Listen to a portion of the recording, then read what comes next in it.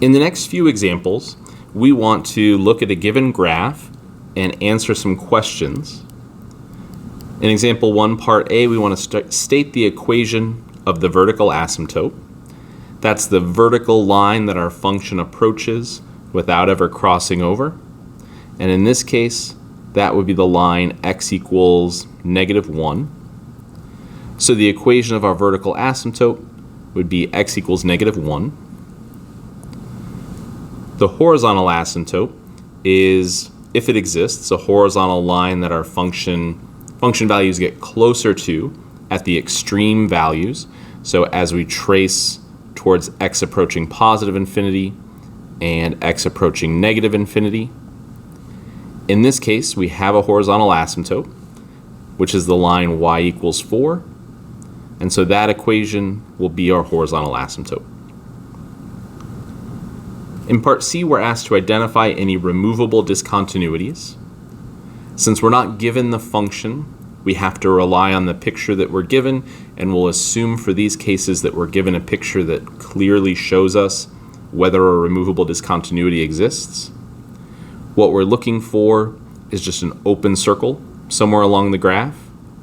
In this case, we don't see that, so we would say DNE for does not exist.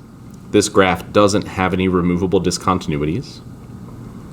And then we want to use the information in parts A and C to identify the domain of our function, because what we've done is identified any restricted values. Here we see that x cannot equal -1 since we have a vertical asymptote. So we can state the domain of this function in interval notation as -infinity to -1 union -1 to infinity. Starting with all real numbers, -infinity to infinity, we've inserted a break at -1 to exclude that value as part of our domain.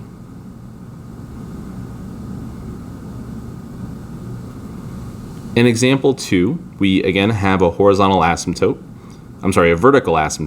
which is passing through, in this case, x equals 2. We have a horizontal asymptote, which is the line y equals 2. And here we do have a removable discontinuity. We have an open circle in the graph at x equals 1. So the point 1, 0 in this case would be a removable discontinuity. And that means that in terms of the domain, we have two restricted values. X cannot equal 1 or 2. Because a rational function is undefined anywhere it has a vertical asymptote or a removable discontinuity.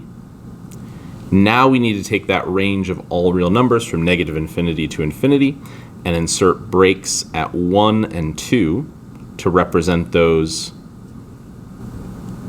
restricted values. So we'll start our interval at -infinity up to 1. Union 1 to 2, and then union 2 to infinity. And again, what we've done is just removed those two x values from being part of the domain. In example 4, we have a similar problem, but now we're actually asked to plot or graph the asymptotes as well as a removable discontinuity at the point 3, 3. When you're doing this in the homework system, you'll have a couple of tools to choose from. One is a line tool, and the second one, when you're ready to plot that point, will be an open circle tool. But we can start by identifying our vertical asymptote, which in this case is the line x equals 2. Our curve is approaching closer and closer to that line without ever crossing over it. And we have in this case a horizontal asymptote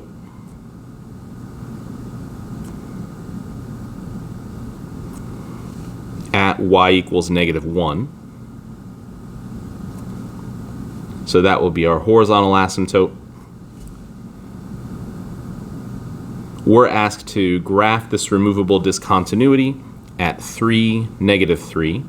So at that point, we would plot that open circle to reflect that other restricted value.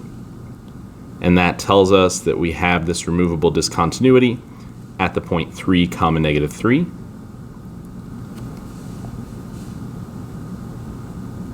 We know that our function has restricted values of 2 and 3.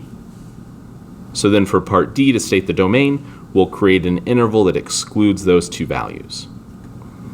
It'll go from -infinity to 2, union 2 to 3, union 3 to infinity. So that again, +2 and +3 are removed from the domain of this function.